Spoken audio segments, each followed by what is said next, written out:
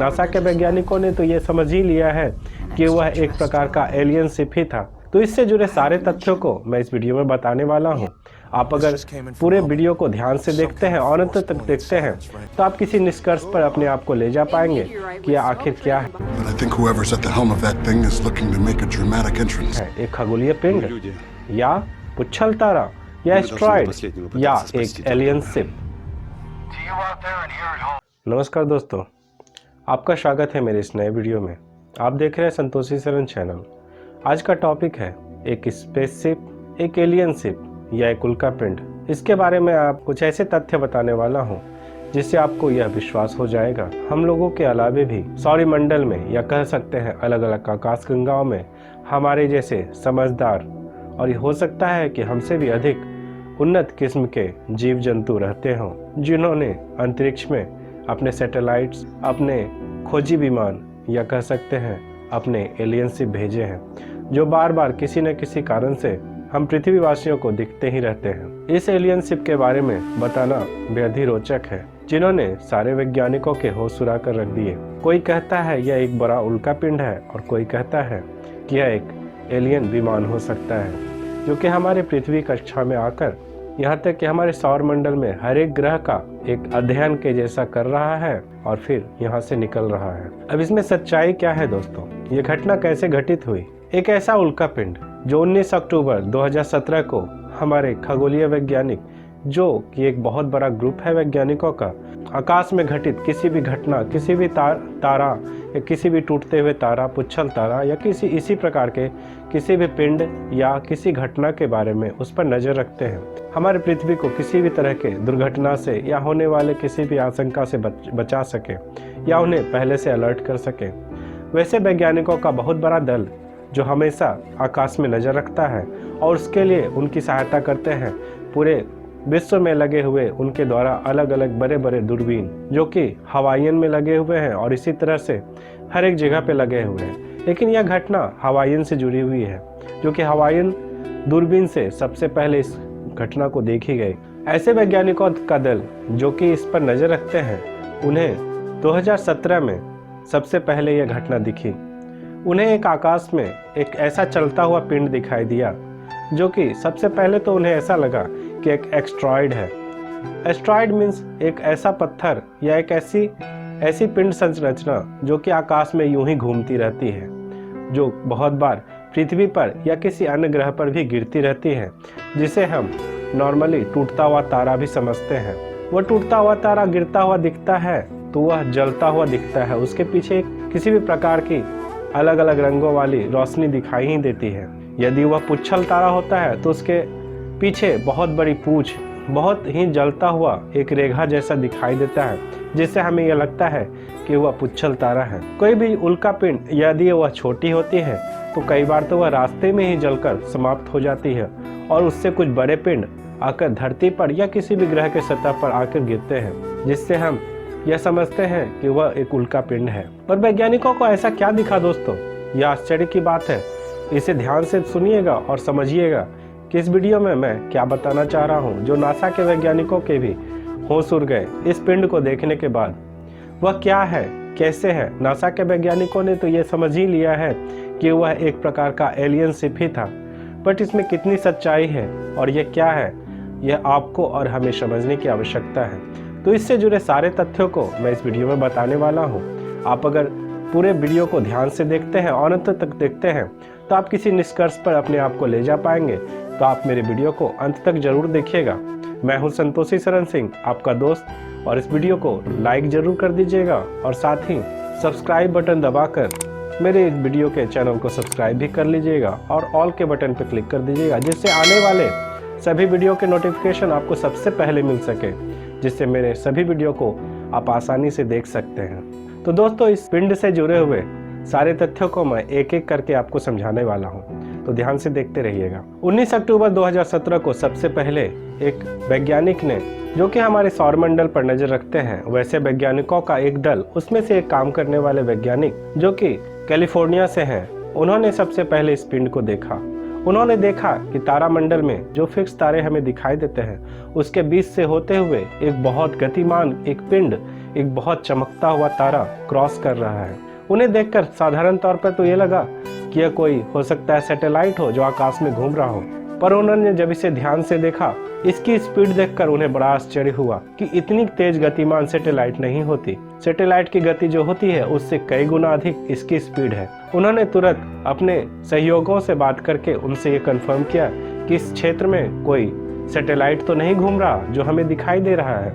पर उन्हें कंफर्म करने के बाद यह पता चला कि नहीं, इस क्षेत्र में कोई भी सैटेलाइट उस जगह पर नहीं है। तब उनने बड़ी जिज्ञासा से उस पिंड का बड़े ध्यान से निरीक्षण करना शुरू किया। नासा से जुड़े सभी वैज्ञानिकों को यह अलर्ट किया कि यह एक बहुत बड़ा पिंड जो हमारी सौरमंडल के कक्षा में घूम रही है, यह बहुत ही तेज गतिमान है और बहुत ही चमकदार है, इस पर ध्यान रखा जाए। सभी वैज्ञानिकों के कान खड़े हो गए क्योंकि यह बहुत बड़ी घटना थी उनके लिए। एक बार कोई भी पिंड या कोई भी इस तरह की चीज जब उन्हें नजर आ जाती है तो वो उनके पीछे ही पड़ जाते हैं। इस घटना के साथ भी वही हुआ। वो सारे वैज्ञानिक उस पिंड के पीछे ही पड़ गए और उन्हें ध्यान से देखने लगे कि उसकी गति क्या है, वह कहाँ से आ रही है, कहाँ को जा रही है, उसका डिजाइन क्या है, उसकी साइज क्या है। जब सभी वैज्ञानिकों ने इस चीज को ध्यान से ऑब्जर्व करना चालू किया तो उन्हें 2-3 बातें बहुत अजीब लगी। सबसे पहली बात, इसकी स्पीड इतनी अधिक थी कि अंदाजन उन्होंने जब इसका मैथमेटिकल सर्वे किया और उसे कैलकुलेशन के बाद निकाला तो लगभग यह पिंड लगभग 2 सेकंड में यह 90 किलोमीटर की गति में चल रही थी। दोस्तों, इससे अंदाज आप लगा सकते हैं, अगर आपको दिल्ली से कोलकाता जाना हो तो आप किसी ऐसे वाहन पर बैठें जो कि मात्र 18 से 20 सेकंड में आपको दिल्ली से कलकत्ता पहुंचा दे तो ये कितनी गति होगी। इतनी ही इससे भी अधिक गति इस पिंड की थी। उन्हें ये बड़ा आश्चर्य हुआ कि कोई भी उल्का पिंड इतनी गति से आकाश में नहीं चलता।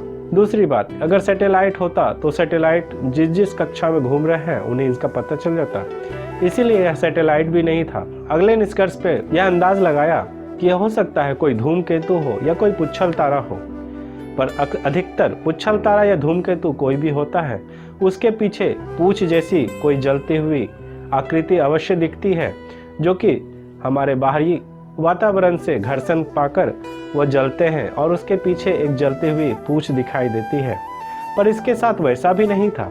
तीसरी बात, यह इतनी स्पीड थे कि वह बहुत ही अधिक गति से चल रही थी और बहुत सारे ग्रहों को पार करती जा रही थी। इससे और भी उनमें एक जिज्ञासा हुई कि आखिर यह क्या हो सकती है और इतनी गतिमान कैसे हो सकती है। वैज्ञानिकों ने और ध्यान से जब देखा तो उन्हें ऐसा लगा कि यह कभी तेज गति से चमक रही है, कभी कम हो रही है। उनसे यह अंदाज लगाया गया कि यह उल्का पिंड नहीं हो सकते, क्योंकि उल्का पिंड एक जैसी रोशनी देते हैं, या बढ़ते हैं या घटकर समाप्त हो जाते हैं। यह पिंड ऐसा क्यों कर रहा था? उस समय के हिसाब से दूरबीन में जब वो दिखा तो आपको इस प्रकार का दिख रहा है जैसा आप अपने वीडियो में देख रहे हैं। कई तारों के बीच में एक छोटा सा नन्हा तारा जैसा दिखता हुआ यह पिंड उन्हें पहले दिखा, जो कि उनके लिए सामान्य बात थी। पर उसके स्पीड को लेकर सभी जिज्ञासु हो गए कि यह पिंड आखिर है क्या। सभी वैज्ञानिकों ने इस पर लगातार नज़र बनाए रखी कई महीनों तक। तब उन्हें यह समझ में आया कि यह कोई पिंड नहीं बल्कि एक ऐसा ऑब्जेक्ट है जिसमें कुछ खुद की एनर्जी हो, जिस एनर्जी से वह चल रहा है। और ऐसा तभी होता है जब उसके पीछे कोई न कोई एनर्जी काम करे, चाहे उसके अंदर की सेल्फ एनर्जी हो या बाहरी कोई एनर्जी उसके साथ काम करे। वह इतना स्पीड था कि सभी वैज्ञानिक उस पर लगातार नज़र बनाए हुए थे। अलग अलग समय में वह आगे बढ़ते हुए एक समय में वह बुध के सबसे निकटतम कक्षा में प्रवेश किया। सभी वैज्ञानिकों को लगा कि हो सकता है यह सूरज में जाकर समा जाए, पर ऐसा नहीं हुआ दोस्तों। जब वह बुध की कक्षा के और आगे निकला तो उसे लगा कि यह सूर्य में समाने वाला है, पर संयोगवश उसकी गति इतनी तेज थी वह सूर्य के गुरुत्वाकर्षण को चकमा देकर सूर्य का थोड़ा सा चक्कर लगाते हुए आगे निकल गया। वैज्ञानिकों को यह समझ में आ गया कि यह ऐसी गतिमान वस्तु है जो कि सूर्य के गुरुत्वाकर्षण को चकमा दे पा रही है। आप इस बात को समझिए दोस्तों कि कोई भी पिंड, कोई भी सैटेलाइट, कोई भी एस्ट्रोनॉमिकल जो भी घटना होती है, जो पिंड आकाश में या ऊपर अंतरिक्ष में घूम रहे हैं, वह सभी किसी न किसी गुरुत्वाकर्षण के आकर्षण के बल से अपने अक्षांश या देशांतर पर घूम रहे हैं। सूर्य सबसे अधिक गुरुत्वाकर्षण बल रखता है, जिसके कारण हमारे पृथ्वी समेत 8 ग्रह सूर्य की परिक्रमा लगा रहे हैं। तो आप सोच सकते हैं दोस्तों, सूर्य की आकर्षण शक्ति जिसे गुरुत्वाकर्षण बोलते हैं वो कितनी तीव्र होगी। ऐसा आज तक नहीं हुआ था कि कोई भी पिंड सूर्य के इतने नज़दीक जाने के बाद भी सूर्य में ना समा जाए, क्योंकि सूर्य की गुरुत्वाकर्षण इतनी अधिक है कि कोई भी पिंड अगर इतनी नज़दीक जाता है तो वह सूर्य के नज़दीक आते ही उसमें खिंचकर समा जाता है। इस ऑब्जेक्ट के साथ ऐसा नहीं हो रहा था। वैज्ञानिकों के लिए ये बड़े आश्चर्य की बात थी। इसके आकार को लेकर भी वैज्ञानिकों को बड़ी आशंका होने लगी, क्योंकि यह नॉर्मल तरीके का एस्ट्रॉयड नहीं था, यह एक लंबा एस्ट्रॉयड था। वैज्ञानिकों के लिए बहुत ही आश्चर्य की बात थी कि कोई ऐसी बड़ी पिंड जो कि पृथ्वी की तरफ चलती आ रही है, जिसने सूर्य को पार कर लिया, उसके गुरुत्वाकर्षण के विपरीत सूर्य को पार करने वाला ऑब्जेक्ट जिसमें अपनी गति है, यह उन वैज्ञानिकों के लिए बड़े आश्चर्य की बात। जब उसके आकार को गौर से उन्होंने अध्ययन किया तो उन्हें पता चला उस ऑब्जेक्ट की चौड़ाई लगभग 400 मीटर के आसपास है और उसकी लंबाई उसके 10 गुनी। इससे यह समझ में आया वैज्ञानिकों को कि वह बस ऑब्जेक्ट लगभग बेलनाकार है और वह लगातार अपने स्पीड में सीधी चलती हुई तो जा ही रही है, साथ ही वह उनके लाइट का कम या तेज होने का कारण उसका अपने चलते हुए रोटेट करना भी कारण है। ये एक ऐसी घटना थी जो उन वैज्ञानिकों के लिए बहुत ही महत्वपूर्ण घटना थी, क्योंकि पहली बार उन वैज्ञानिकों ने एक ऐसे वस्तु को, एक ऐसे ऑब्जेक्ट को देखा था जो हमारे सौरमंडल के बाहर से इंटर की थी। यह पिंड ऐसा था जिसने सभी वैज्ञानिकों का ध्यान आकर्षण कर लिया था। नासा के सभी वैज्ञानिक इस पिंड पर लगातार नज़र बनाए हुए थे, क्योंकि उन्हें एक ऐसी घटना को देखने का मौका मिला था जो हमारे सौरमंडल से बाहर से आने वाले किसी पिंड के बारे में था और उनके लिए बहुत महत्वपूर्ण भी था, क्योंकि सबसे पहली बात है दूसरे सौरमंडल से आया हुआ कोई ऑब्जेक्ट सौरमंडल में आया है, जिसे उस समय के वैज्ञानिकों ने एक नाम दिया ओumuamua। यह एक हवाईयन शब्द है जिसका मतलब होता है किसी दूसरे स्थान से आया हुआ कोई यान, जो कि एक संदेशवाहक है। अब बात करते हैं इसके बने हुए डिजाइन पर।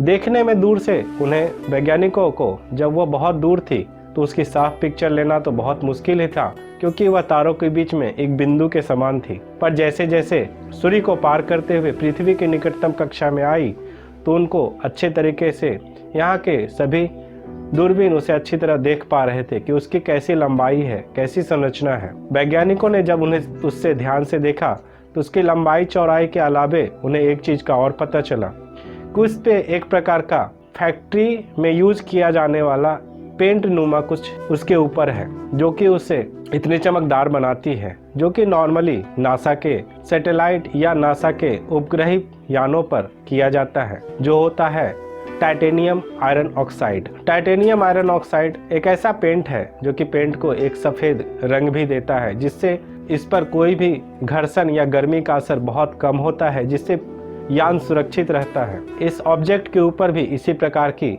एक पेंट की जैसी दिख रही थी। वैज्ञानिकों को यह समझ में आ गया कि यह ऑब्जेक्ट नेचुरल तो नहीं है, यह किसी प्रकार का बनाया हुआ यान है, जिसमें अग्नि तो नहीं दिखाई दे रही थी, पर हाँ इसमें ऐसी कुछ व्यवस्था हो सकती है जो इतनी गति का कारण हो सकती है।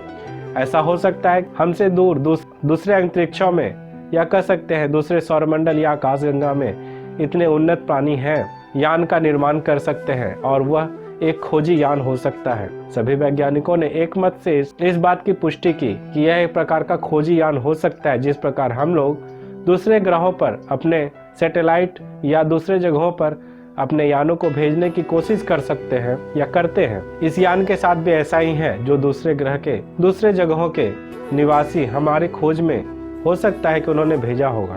इस बात से सभी का ध्यान एक बात पे गया कि यदि यह इस प्रकार का प्लेन है जो कि दूसरे सौरमंडल से हमारे सौरमंडल में हमारे ग्रहों और हमारे परिस्थितियों की जानकारी के लिए भेजा गया है, तो हो सकता है उससे कोई न कोई सिग्नल, चाहे रेडियो या किसी प्रकार का और सिग्नल जरूर भेजा जा रहा होगा।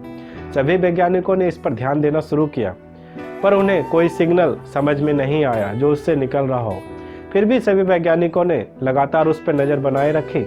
9 सितंबर 2017 को यह बुध को पार करते हुए सूर्य के सबसे निकटतम कक्षा में घूम रही थी और उसके बाद इसकी गति इस प्रकार थी कि 14 अक्टूबर 2017 आते आते वह पृथ्वी के निकटतम ऑर्बिटल में प्रवेश कर गई। यह वह समय था जबकि सभी वैज्ञानिकों को यह दूरबीन द्वारा सबसे अच्छी तरीके से दिखाई दे रहा था और यह पृथ्वी के ऑर्बिट में घूमते हुआ 1 नवंबर 2017 को मंगल के ऑर्बिट में प्रवेश कर गया। साल 2018 के अंत होते होते यह लगभग बृहस्पति के ऑर्बिट में प्रवेश कर जाएगा और 2019 तक में शनि ग्रह के ऑर्बिट को भी पार कर जाएगा। इसी स्पीड से यह ऑब्जेक्ट अगर चलता रहा तो उम्मीद है 2022 आते आते यह हमारे सभी सौरमंडल के ग्रहों को पार करता हुआ सौरमंडल के ऑर्बिट से बाहर निकल जाए। यह सभी वैज्ञानिकों के लिए बहुत ही उम्मीदजनक स्थिति है दोस्तों, क्योंकि सभी लंबे समय से यह सोचते आ रहे हैं कि हमारे अंतरिक्ष के या हमारे सौरमंडल के अलावे भी और सौरमंडल भी हैं और उसमें और भी प्रकार के उन्नत किस्मों के जीव होने के संभावनाएं हैं, जो हो सकता है कि हमसे इंटेलिजेंट भी हो और हमसे अधिक सक्षम हो, जो इस प्रकार के यानों का बनाना संभव हो पाया है। इसमें बताए गए बहुत सारे तथ्य सुनकर आपको ऐसा लगेगा कि यह कैसे हो सकता है, पर यह सच है दोस्तों। इस ऑब्जेक्ट को देखकर जो अभी भी हमारे सौरमंडल में गतिमान है, इसके सारे तथ्यों को आप जब ध्यान से समझेंगे तो आपको यही निष्कर्ष मिलेगा कि ऐसा कोई भी ऑब्जेक्ट हमारे सौरमंडल में नहीं है जो इस प्रकार का दिखता हो और इतनी गति रखता हो। इस घटना से यह समझ में आ रहा है दोस्तों कि सभी वैज्ञानिकों के द्वारा यह जो कहा जाता है कि दूसरे सौरमंडल में हमसे भी अधिक उन्नत जीव हैं और हो सकते हैं, और हम भी कभी ऐसा हो कि आने वाले समय में हम भी दूसरे सौरमंडलों में इसी प्रकार के यान से खोज के लिए दूसरे सौरमंडल में हम अपने यान भेजे, ये संभव है। एलियन प्लेन के बारे में पता चलता है, या एलियन डिस्क के समान हो, चाहे लंबे हो, चाहे त्रिकोण हो, सभी प्रकार के एलियनशिप जो हमें देखने के बारे में पता चलता है, अधिकतर संभव है कि वह सच हो, भले ही उसके सबूत पक्के ना होने की वजह से लोग उसे डिनाई कर देते हैं। अधिकतर वैज्ञानिक उस पर चूंकि कोई तथ्य उन पर साबित करने के लिए नहीं होता है तो लोग उसे इग्नोर इसलिए कर देते हैं, देखा हुआ भी इग्नोर कर देते हैं, ताकि उस पर कहने के लिए उनके पास कुछ भी नहीं होता कि वो आखिर आया कहाँ से और गया कहाँ, वह कैसा था। बस इतना ही पता चल पाता है कि लोगों को वह दिखा, वो इस जगह पे दिखा या कहीं उस जगह पे दिखा। जैसे कि एरिया 51, अमेरिका का एरिया 51 भी उसी प्रकार के क्षेत्रों में से एक है जहां पर एलियन प्लेन सैटेलाइट देखे जाने की बात आती है।